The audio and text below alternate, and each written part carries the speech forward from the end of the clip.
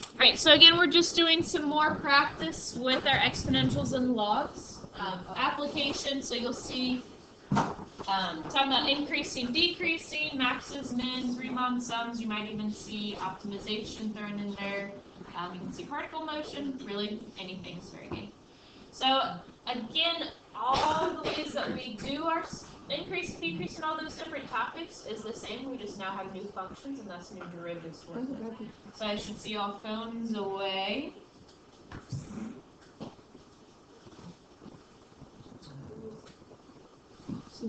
Joey. All phones should be away and facing up here. All right.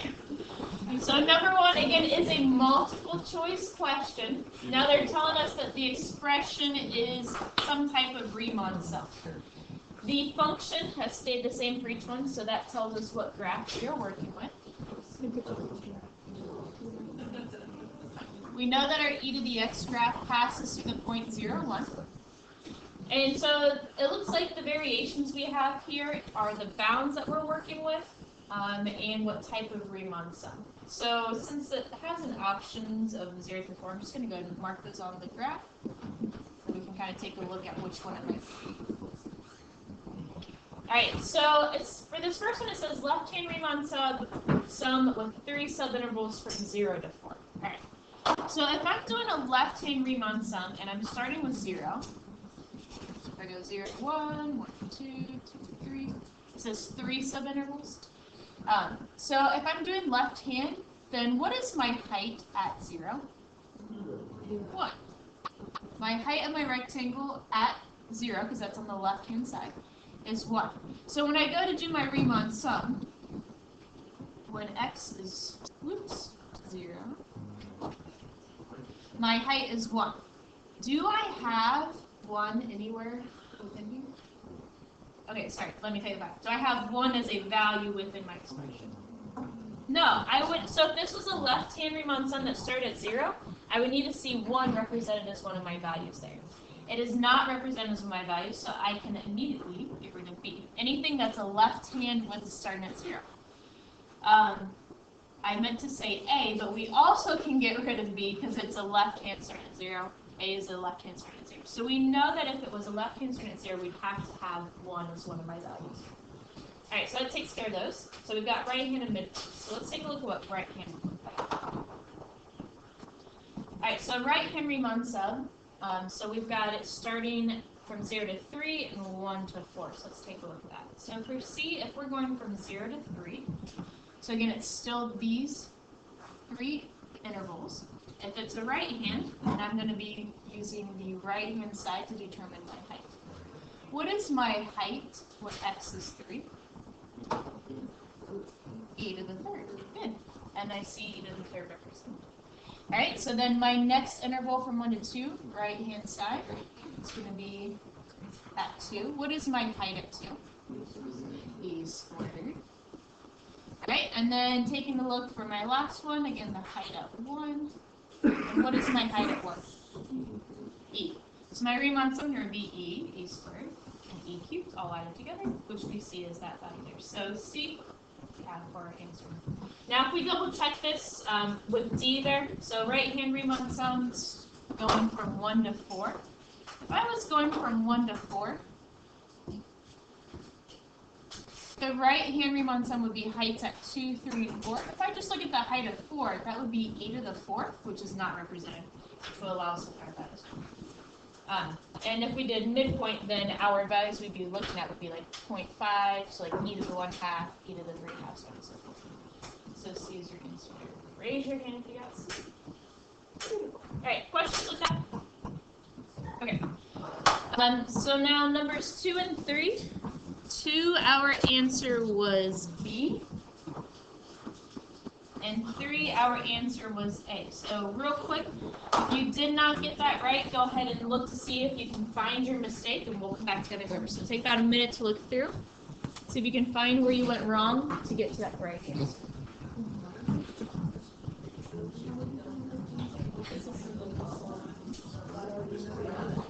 Yes. For number 1, he says, he says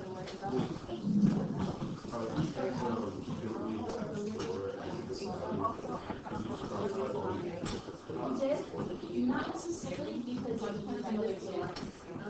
So like my left hand here, I want to be using the variable because I'm using the back side. Does that make sense? So you want to look at the balance as well. So the actual value of 2, Yes, it is. So, 3, 4, 4. you know what I'm saying? Great question. So what this is doing is it's our limit definition of derivative Limit is formula x plus h is normal. minus It's 8. x plus h. So what they're saying is X plus derivative. and minus x. So you want to So you see that f of x plus h minus of x. F of x is e to the 4th, you see? That's So what you're actually saying e is to the but they just want to add on the 4. So you take the derivative of e to the x. So what's the derivative of e to the x? Just the 4. No, they're saying so. This is the derivative of the x. Find it out. You guys want to be 5? I mean, good luck.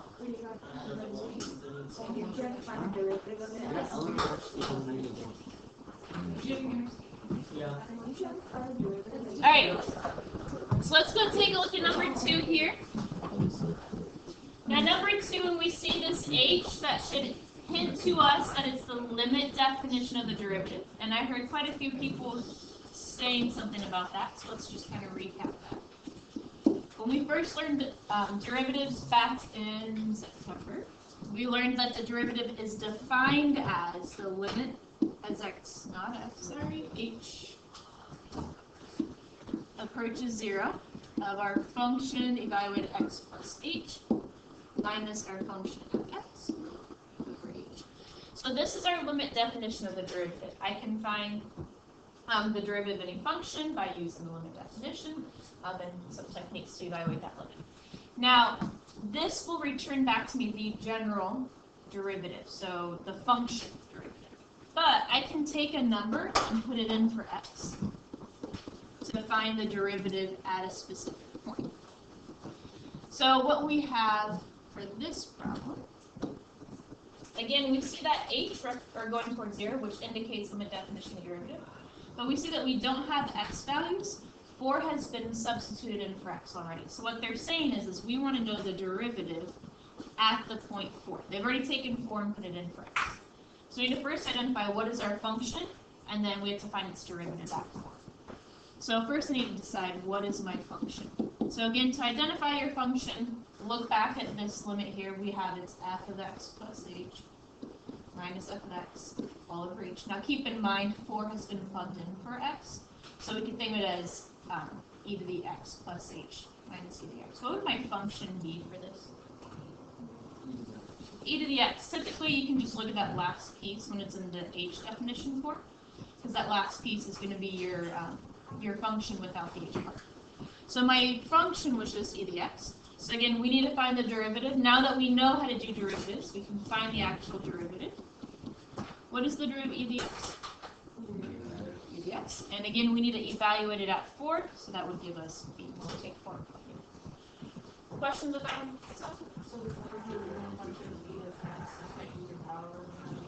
Yes, correct. Yeah, and if our function was e to the 4th, then the derivative would just be a constant, or the derivative would just be 0. 0 is a constant. Other questions with number 2 there? Okay, so let's take a look at number 3. Number 3 was just one of our basic u-sub type problems that we've dealt with before. So we see we have x squared times e to the x cubed. We do not have a product rule for integration. And so we can break it up with multiplication. And usually when we have a product, it's going to indicate to us that we are doing some type of use. Where are we at right over there? Okay. So the fact that we have product indicates use of, as well as x cubed is inside the function e to the x. So we have a function inside the function. What do you guys want to let u be? Yeah, let u be x cubed. Again, typically our u is going to be that inside function. But double check, the derivative should be represented, which we see. So du is 3x squared dx Alright, I don't have a 3, so I'm going to go and divide that over. So I have 1/3 du equals x squared dx. So now when I go to rewrite my integral, x squared dx is 1/3 du. So I'm going to bring my 1/3 out in front. Du. And e to the x cubed would be e to the u. Antiderivative of e to the u is e to the u plus c. And then we just take our x cubed and put it back. Questions with that one? Yes. This was on like the response, like we were talking like there's something with that equation. Just hypothetically, you know, we had to find what the graph would have been. Then if you knew what it was without using u substitution, would you still have to break down the u substitution? No, if you're able to do the use of in your head, essentially, that's fine. Yeah, it's just a technique to make it easier for us to do that. Okay. This one's not too bad in that you're able to recognize, hey, the derivative that's represented, but I'm missing the 3 that gets multiplied, so we divide by. Yeah. Okay. Good question. Other questions? Okay. So now let's break it up for the next 3 questions. Although we're going to skip number 6 for now. But I want you guys to go and take the next few minutes to do 4, 5, and 7. Notice that 7 is a calculator question. So again, take a few minutes. You're welcome to work individually or someone nearby you. And then we'll come back together and go over those.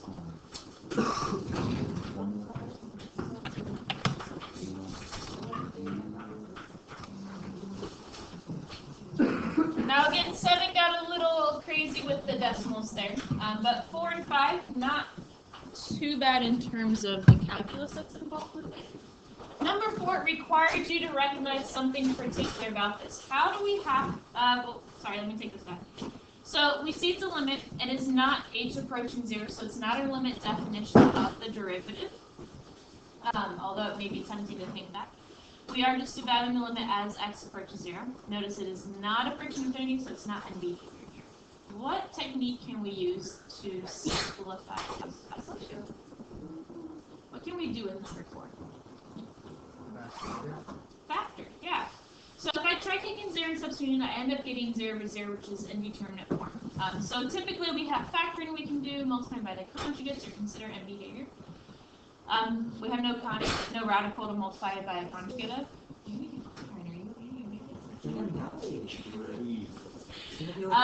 And again, we're approaching 0, not infinity, so it's not in behavior. So let's try taking a look at factoring. Now, e to the 2x minus 1, again, we can see it's pretty close to e to the x minus 1, so if we can manipulate this, it'll make our lives a lot easier. E to the 2x minus 1. How can I rewrite e to the 2x? E to the x quantity squared. When I'm multiplying exponents, that means it was an exponent raised to an exponent. So what we really have here is a difference of squares. So that numerator, don't forget to write limit as x equals 0. That numerator actually factors into e to the x minus 1 times e to the x plus 1. And if you're thinking possibly factoring, but you're not real sure, just give it a try and see if it works. If I were to multiply that back out, I get e to the 2x, positive, negative cancel out, and then minus 1. All of those are e to the x minus 1. Questions with the factoring for that? Okay. So now that we factored it, can I simplify this out? What can I do? Yeah, our e to the x minus 1 is reduced down. So what we have left is just the limit as x approaches 0 of this piece here. I'll go and write that out. And so now when we try direct substitution, we get e to the 0 plus 1. What is e to 0? 1. So we get an answer. Yes, Liz? I did it differently since it like came out of 0 over 0 as an Beautiful. Yes. So since this does yield that indeterminate form of 0 over 0, you can use L'Hopital and simplify it down that way. Yeah. Other questions with 4? Okay. So now number 5, our derivative taken should have been been too bad, but then we had to test everything on a number line or think of our graph to know when it's negative.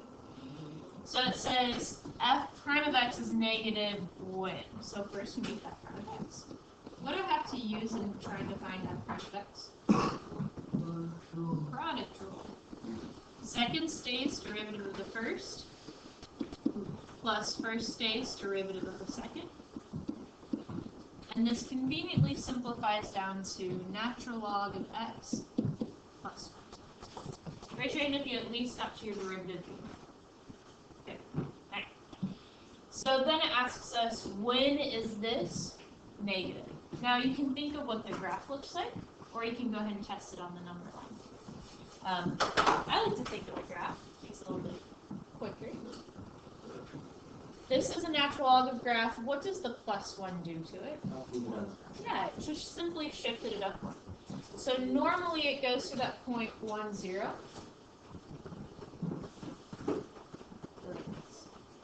But the whole thing's just getting shifted up 1, so really that's going to be up here. Alright, but that helps us to know a little bit more about our graph here. We know it's negative for this piece of it. Now, what limitations do I have on this natural log graph? Yeah, we've got that vertical asymptote at 0. So I know that my natural log graph, even though it's been shifted up 1, cannot go past that 0. So I know this negative piece on the left-hand side is going to be restricted by 0. Then we need to figure out what is this point here to find that upper value. Although based on just that information alone, we'd be left with A and D, but we know that it's not always positive, so we'd be able to get our answer in A. But let's say you didn't catch that. So we need to know then this particular value, which is when our function equals 0. The natural log of x plus 1 equals 0. Which, when we take our derivative and say equals 0, we're simply finding our critical values. So I solve and get natural log of x equals negative 1. Solving for x, to undo natural log, I exponentiate. So I'm going to do e to the natural log of x equals e to the negative first. So then x is e to the negative first. So that point there is just simply 1 over e, which gives us 2. Or again, if you didn't think of your graph, you could have just tested this on the number line. And so we're testing this with f prime of x. So we have 0 and 1 over e. Again, we know our function does not occur there. When you test it in between, you get negative there and positive there. So either way, but I think it's a little bit easier to think of our graph. Questions on number 5? Okay. I want you to take a look at number 6. Just see if you can think of anything we can do with this. Remember, the very first thing to try with limits is taking that value and substituting in direct substitution. Take a look at it, see if you can come up with anything, and then we'll go over it in just a moment. So number 6 here. There are a couple of different ways we can go about this. We see that it looks similar to the limit definition of the derivative. And they do give us that this is not set up exactly in the definition derivative. We need to adjust. I think actually it's easier to use L'Hopital for this. But it's a little weird because we're looking at h approaching 0, not x approaching 0. Which means that h is going to be our variable for this limit. H is what's changing, that's what's approaching 0, so that's what we're dealing with. If I try to take 0 and put it in, then I get e to the x minus e to the x over 0, which is 0 over 0. Because it's in the indeterminate form is what indicates we can use L'Hopital. So if I do L'Hopital, again, it's a little different in how you think about it, because h is our variable we're working with since that is what is approaching 0. My derivative of e to the x plus h is copy the exponential, multiply by derivative of our exponent. Again, h is my variable, so x is just going to represent some constant value, whatever number gets substituted in. So h is my variable, the derivative of h with respect to h is just 1. Then I have minus the derivative of e to the x minus h. Copy that exponential, and then multiply by derivative here, which would be negative. Alright, so then in the bottom, derivative h with respect to h is just. So again, L'Hopital can be applied here, but since h is what's being the variable that's adjusting, then that is what we're doing our derivative with respect to when we apply L'Hopital. Questions on this piece of it? Okay, so now if we simplify this, so we have the limit as h approaches 0. We have e to the x plus h plus e to the x minus h. And now when we do direct substitution, I take 0 substitute in, I get e to the x plus e to the x. Which gives me 2 e to the x. The key that's up on Blackboard takes a look at it using the limit definition there. Feel free to take a look at that. But again, I think L'Hopital is quite a bit easier to use for us. Okay, questions on that number 6? Okay. So let's take a look at number 7. Again, not bad, just the worst part of it was dealing with all the decimals for it. So it says to approximate our integral here by using a midpoint Riemann sum with 4 subintervals, guys. Alright, so we look at our bounds to know what we're working with here. We're going from 1 to 2. But we need 4 subintervals. So if we chop that in half, and then chop that in half. Oops, 1.7. So here we can see our subintervals. Now, midpoint Riemann sum, though, means I'm not going to use my endpoints. I need to find what that halfway is. So that's unfortunate because we have to go even half again. So I need to take a look at my midpoint for each of these, and that is what will determine my height. Alright, what's halfway between 1 and 1.25? Good, 1.125. At this point, I personally prefer to think of it in terms of fractions rather than decimals. Doesn't really matter. So what do we get between 1.25 and 1.5? 1.375? Between 1.5 and 1.75? Good. And then our last one was 1.875? Is that right?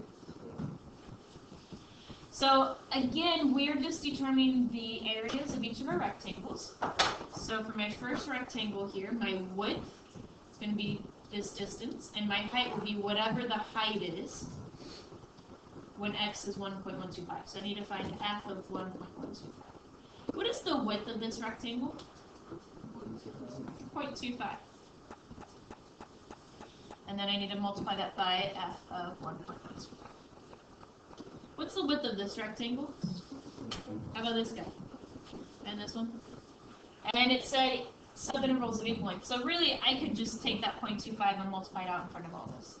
So I need to find the heights of each of these to know how high those rectangles are. So I would need to do f of 1.375 and f of 1.625 and f of 1.875. So really, I think the most frustrating part of this problem is all those decimals. So you go through and find those values, add them together, and I want to show you a couple of ways that might make it a little bit easier to do this on the calculator. What, Nick? Are you good? Alright, so a couple of ways that might make it a little bit easier to do this on the calculator.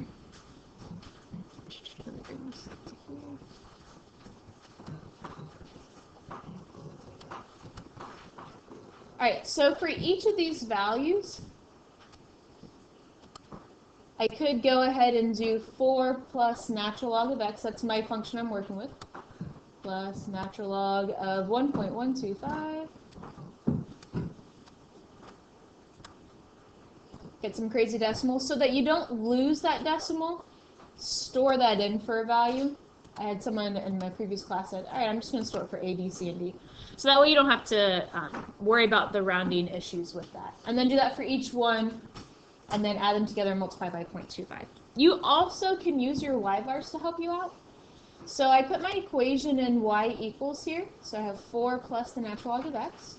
And remember that if I go vars, y vars, function, it's in my first function here, parentheses 1.125, that is going to take 1.125 and put it into my function 4 plus natural log of x.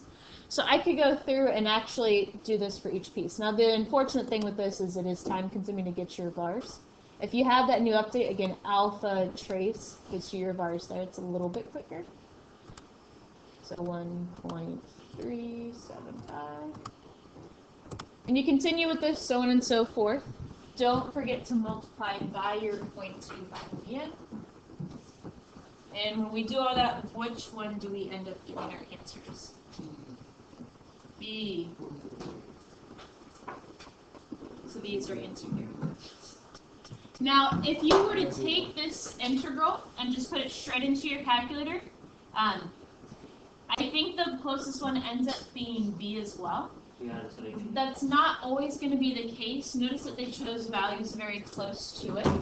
So a midpoint Riemann sum is usually pretty close to the actual. Not always, but usually pretty close to the actual. But keep in mind, if it's a left-hand Riemann sum or right-hand Riemann sum, we can determine if it would be an over or underestimate, and we could use that information to help us out there as well.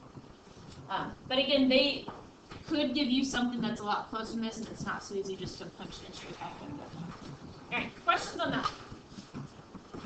Okay, so let's take a break from multiple choice and move on to free response. Turn to 2007, I think it is.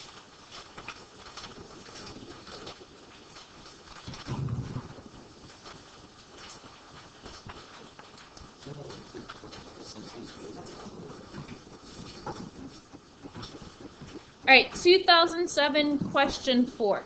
So what I'm going to have you do is I'm going to put a timer up for 15 minutes. We're going to treat this as if it was an actual AP question that you received. You have all the tools necessary to do this problem properly. So pretend you're in an AP situation and you get this problem. You're like, all right, here we go, 15 minutes on this question. So then take 15 minutes, try this question, then we'll come together and go over it. So again, this was an actual AP question on one of the free response questions. Let me find. Okay, so this question ended up only having 2 parts. That's definitely a possibility. A lot of times your free response will have 3 parts, sometimes 4. So you can imagine there's a good amount of points distributed between those 2. Keep in mind free response questions are always 9 points apiece. So one of the parts is 5 points, the other part is 4 points. Okay, so a particle moves along the x-axis with position at time t, given by our function there. And notice we are limited to this interval of 0 to 2 pi. It says, find the time at which the particle is farthest to the left and justify your answer. Right, so for my particle to be farthest to the left, what does that translate to? What does that mean? What our velocity is going to be negative. What do we need to find though if it's furthest to the left? The absolute minimum. The absolute minimum. If I need to know when is my particle furthest over here, that's the largest negative value or the absolute minimum overall. So I want to find absolute minimum for this. Now, an indication, when they ask you to find a minimum and they give you an interval, that means you're going to be finding absolute minimum. Here, though, they phrase it differently furthest to the left. So we need to find the absolute minimum. What do we find the absolute minimum of? So careful, I need my absolute minimum of position, right? It's the biggest negative number where my position is furthest to the left. I mean, it doesn't even necessarily have to be negative. It might go all the way to the right and then come back to 0. But I need to have the absolute min of my position function. Now, absolute min requires us to check our endpoints as well as relative mins. What is my justification for a relative min? First derivative, what do we do with our first derivative? So that equals 0, and then we're checking for what? Negative positive. So we need to use our first derivative. So even if you're not sure what they're asking for, the fact that they gave you position, most likely they're going to require you to find the derivative somewhere. At least do the derivative. Then you can probably get a couple points even if you're still there. So we know we need to find our first derivative, and then set equals 0, test on the number line, and take the minimum, compare it with our endpoint, see what the overall minimum is. Alright, so let's do our derivative. What is the derivative position? Velocity. Technically, you didn't need to have that for this piece because they're not asking anything specific to velocity, but it's okay to make that distinction. Alright, so I do my derivative here. I'm going to have to do product rule. So second stays times derivative of the first plus first stays times derivative of the second. What's the derivative side? Cosine. So we all should have at least had this. Even if you didn't know what to do, most likely derivative is required somewhere. We should have at least had this. Questions with that? Okay. Now I'm going to go ahead and clean this up a little bit. So I've got negative e to the negative t sine t plus e to the negative t cosine t. Alright.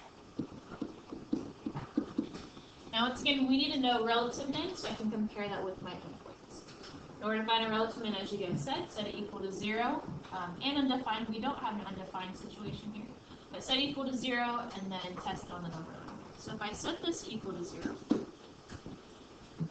anytime that we are trying to find when a function equals 0, look to see if you can factor. Factoring is going to be your best bet to solve this. Is there anything I can factor out? E to the negative t. So then I have negative sine t plus cosine t. You can factor out the negative, that's fine. You'll still get the same result. Alright.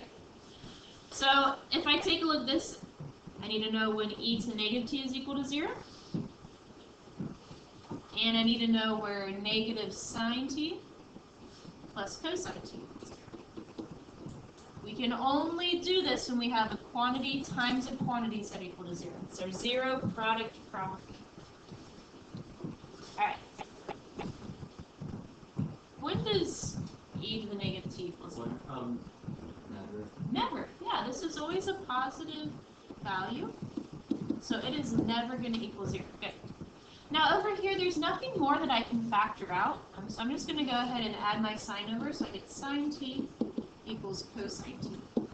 So we want to think, when does sine equal cosine? If you think of your unit circle, where does that occur? Our Pythagoras. Now, what we do have to be mindful of is that we need them to be exactly the same. So which one specifically give us the exact same result? So Pythagoras form, what's my one? 5 Pythagoras form, good. They're both positive or both negative. So we have Pythagoras form and 5 Pythagoras. Why don't I keep going around and say, okay, 5 Pythagoras 4, 7 Pythagoras 4? Because the interval, so our interval is set from 0 to 2 pi. So we don't keep going around endlessly. They said from 0 to 2 pi, we don't keep going around. Alright, so we've got these two options. Now, at this point, you could just stop and test these with your endpoints. I personally like to keep going to see, hey, can I throw out one of these so I don't have to deal with both of them? So I'm going to see, is either one or both of them or none of them an actual relative minimum? Alright, so testing that on the number line, again, we're only going from 0 to 2 pi. And I'm testing this on my derivative, pi over 4, and 5 pi over 4. Okay. So between 0 and pi over 4, we need to decide if our derivative up here is positive or negative. Now, I'm going to go back to this piece where it's already factored. Probably the easiest way to do it for us. And again, we said that e to the negative t is always positive. So I know that that's going to be positive for each interval. So really, all we need to worry about is what's happening up here. Alright. It probably would be nicer to write this as cosine t minus sine t. So I take something between 0 and pi over 4. I would say what, pi over 6. We know those values. What is cosine of pi over 6? What's sine of pi over 6? Is this overall positive or negative? Positive. Root 3 is bigger than 1. Good. So it gives us overall positive. Now the rest are a lot easier to figure out. So between pi over 4 and 5 pi over 4, I'd say pick one of these guys. I'm just going to go with this one here. So just set cosine of t minus sine over t, or sine over t minus cosine of t equals 0. What was your question? So like when we're like checking the graph, which we plug into which version of dt. You can plug into any of your versions for your derivative. I like to put into the factored one because it's easier to just think in terms of positive and negative. You don't have to think of what the overarching number actually is. So I know that my e to the negative t is always positive. That's why I already filled that in. So now I'm substituting it into this portion to decide if that's positive or negative. All right. So I'm going to go with my pi over 2 here. So what is cosine at this point? Cosine at this point? 0, right? I have it written up there for you guys. Sine at this point? 1. So 0 minus 1 is overall negative. Gives us overall negative. Alright, and then between 5 pi over 4 and 2 pi, again, I would probably just go with this guy here. What's my cosine value at this point? 0. And what's my sine value? -1, so we have +1, so positive. Questions on what happened here with the number line? Are we all okay with that?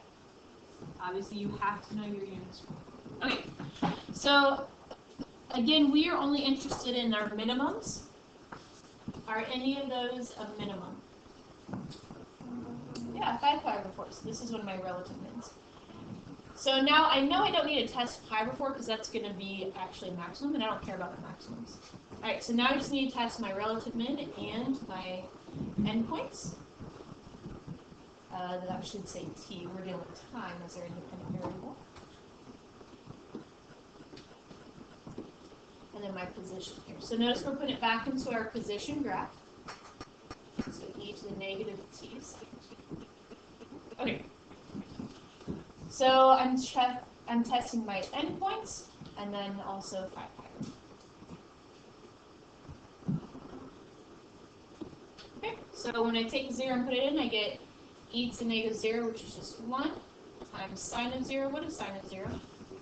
0, so that's overall 0. Alright, 5 pi over 4, so we get e to the negative 5 pi over 4,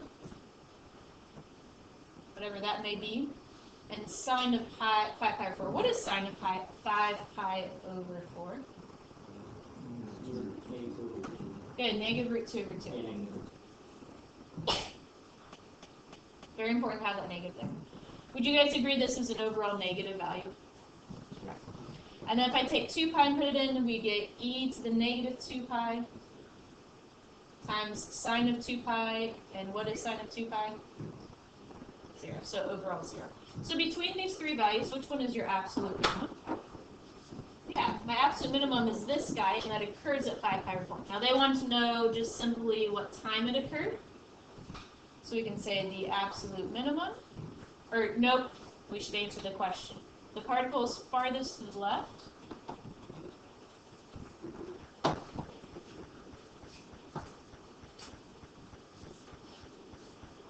Is farthest to the left.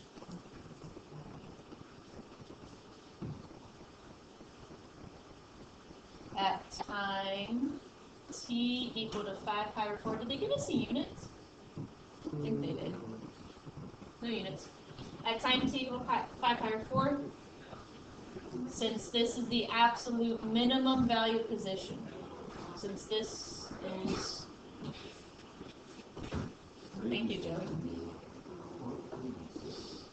Since this is when the absolute minimum of position occurs.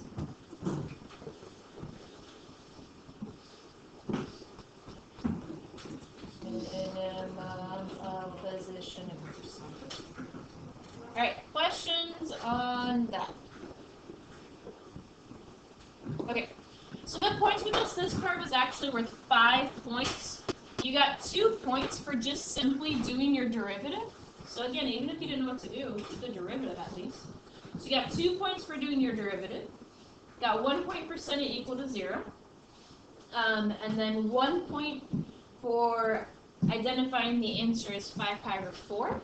And then another point for the justification, which for absolute mins and maxes, Our chart here with our work for it is our justification part. So as long as you had your worksheet. Okay, questions on that? Okay. So part B says find the value of the constant A for which x of t satisfies the equation. So notice we need our first derivative and our second derivative. Go ahead and compare your second derivative with someone nearby you, see if you got the same thing. Come on, dude.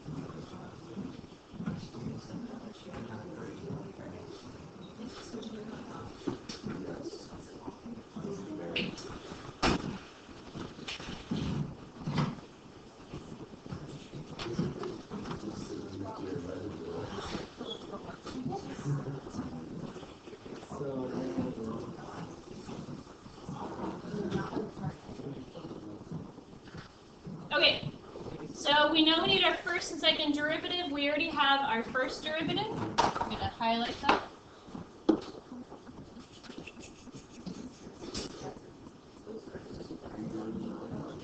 Now, again, you can use the factored form. I would probably use factored form just so that I only have to do my first or product rule one time. If I didn't use the factored form, then I would have to do product rule twice, which requires quite a bit of work. So I'm going to go ahead and use the factored form. So e to the negative t times negative sine t plus cosine t.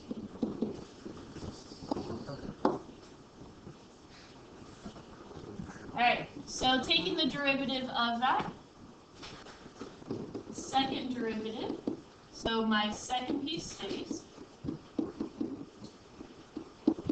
times derivative of the first, don't lose that negative there, plus first stays, times derivative of the second, derivative of negative sine would be negative cosine, derivative of cosine is negative sine. Do we have questions on the second derivative here? We're good with the second derivative? Alright, so for this problem, you got 2 points for your second derivative. Now, since we're going to need to solve for a, I would highly recommend simplifying this down. Alright, so you can distribute out your e to the negative t. I just went ahead and factored those out altogether. I saw that this entire term here had a negative, or an e to the negative t, as did this. Again, you can multiply it, simplify, and then just factor it out. I went ahead and factored it out. So I have negative 1 times this, so I would have a positive sine t minus cosine t. And over here I have negative cosine t minus sine t. Questions on what just happened next?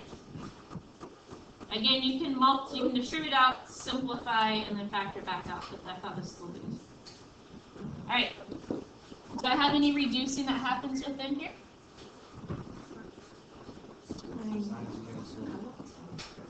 Do I have anything that cancels? Just signs. Good. So I have e to the negative t times negative 2 cosine t. This is really negative 2 e to the negative t cosine t. Questions on that? Alright, so I have my simplified first derivative, my simplified second derivative. Now we can put that together in the equation. So I have a times my second derivative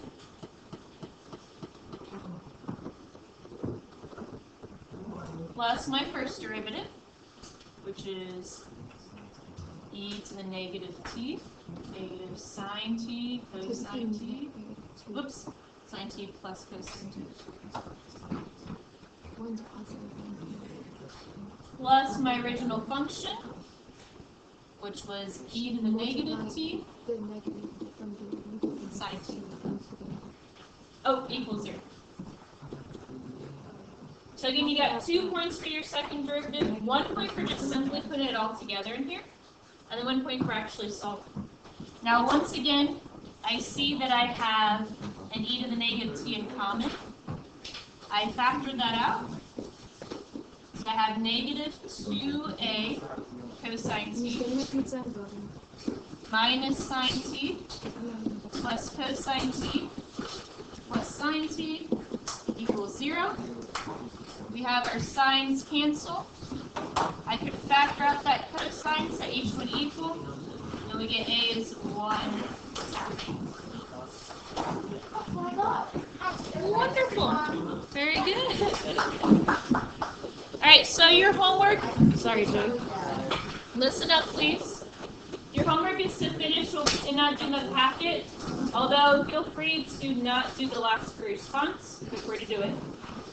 But finish the problems that are not done in the packet. The key is up on Blackboard, make sure you come see the questions.